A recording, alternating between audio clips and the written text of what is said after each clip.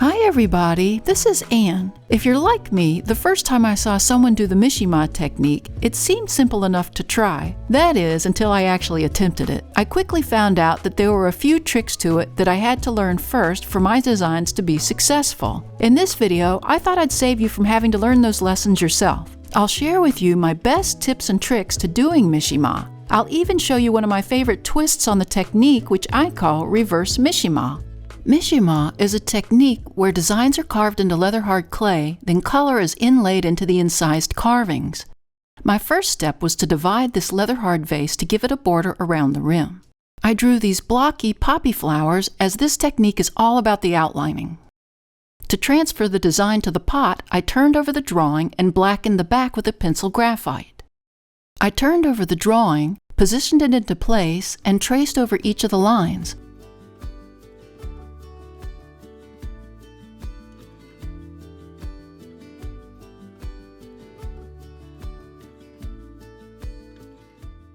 I removed the drawing, then cleaned up my drawings, filling in the places that I forgot. For this next step, I'm going to be using this fast drawing clear wax resist. Remember to only use dedicated wax brushes to apply it with. Don't use the same brushes that you brush on your underglaze with. The wax will leave residue on the bristles that will not play well with the underglaze. I simply brush the wax over the surface under my borderline. My goal is to make sure I get a solid coat of wax down without any thin or bald areas. Let that dry completely. Now here are my favorite carvers. From right to left are the Diamond Core P12 fine line carver for removing longer swaths, plus the L2 diamond tip ball and the L3 diamond tip ball for the tighter areas. I'm starting in the center of the flower with the smallest areas, so I'm starting with the tiny tip tool. It doesn't make for the cleanest cut, so I still have to be careful to take each of the displaced lines of wax off the pot and my tool after each cut. For the longer, wider lines, I'll switch to my fine line carver. It makes much cleaner cuts if the pot is a firm leather hard as opposed to a soft leather hard. You may still have to make sure the tool's clean before the next cut, but if the pot is the right dryness and the wax is totally dry, the debris should fall away from the tool easily. As these lines are not in all one direction, I find that carving in my lap as opposed to on a banding wheel makes the job much easier. I like to carve from top to bottom, so if the pot is in my lap, I can turn the pot as needed, so I'm always cutting towards me. You can see how my cuts are somewhat shallow. That's what you want. If you find that your tool is gouging into the clay too deeply or the clay is displacing to each side instead of slicing through, the clay is too wet. Stop carving and let the clay dry more before carving again. Now, if the wax is not carving through easily or coming off the pot, it's a problem with the wax not being dry enough. Again, stop carving and let the wax dry completely.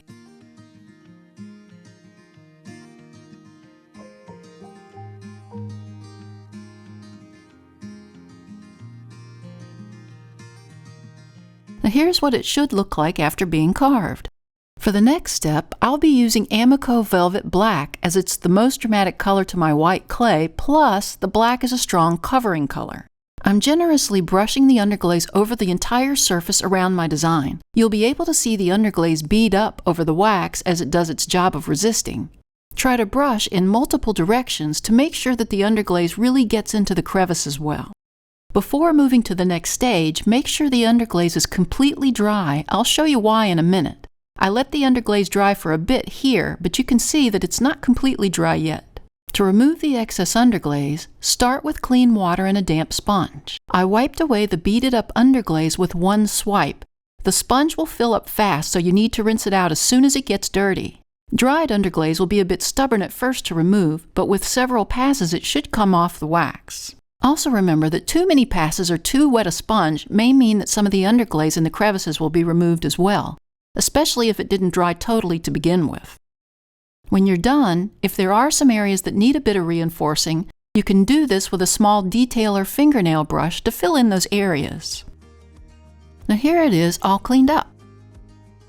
Here's another one that I made earlier where I completed the design around the entire vase, then brushed 3 layers of Amico Bright Red along the border. I bisque fired it to cone 04. You can see that the wax is burned off of the surface, so if there's any places that need to be filled in or cleaned up, now is the time to do that.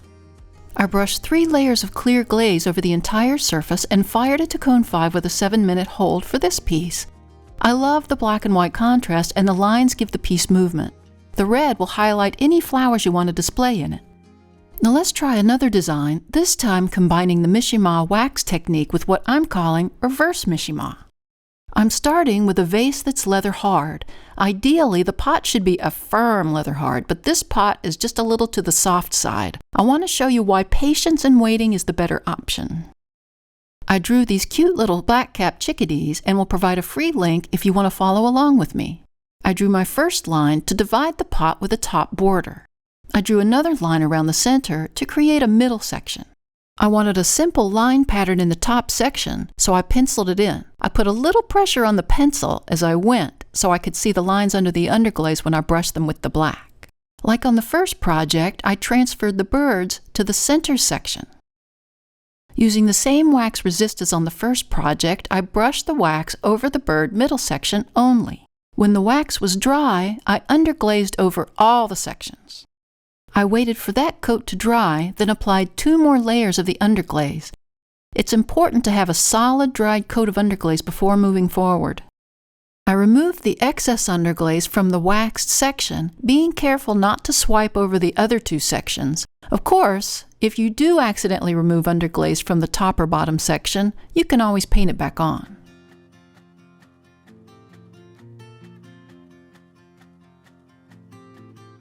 Now for the reverse Mishima.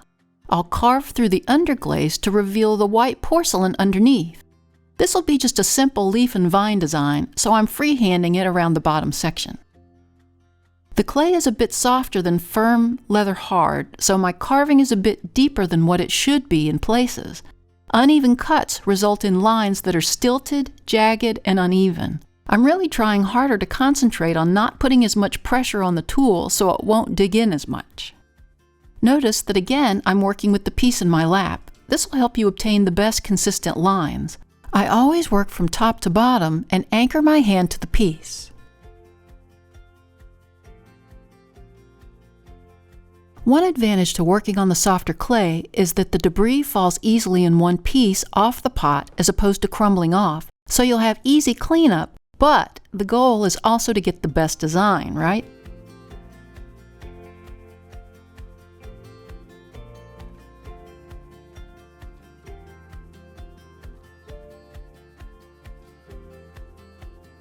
Now here's the best reason to let the clay dry to a firm leather hard. Carving on curved surfaces is much harder on soft leather hard clay. Your tool will want to dig into the soft clay where the clay is angled, like on the top rim, creating uneven cuts. Also, your tool will tend to drag instead of making clean cuts, so the underglaze will contaminate the surface and cause you to have more cleanup later. I would have had much better results if I had just had more patience to let the clay firm up a little more. You have to catch it right after soft leather hard, but before the bone dry stage. Now here's one that I created earlier, where I carved it when the clay was a nice firm leather hard. You can see that the carving in the bottom and the top of the vase has a much cleaner and more fluid appearance than the cuts on the other vase. I bisque fired that to cone 04, then brushed 3 layers of Amaco C11 clear over the whole thing. I fired it to cone 5 with a 7-minute hold. Here's one more design idea where I wanted to try alternating the sections of the vase like the second project with the Mishima and the reverse Mishima techniques. The difference is that I drew a flower and bird design that bled over the borderlines into each section of the vase, so that even though the divisions are clearly marked on the vase, the design looks united. If you'd like to take this challenge, I'm providing you with a free link to these drawings as well.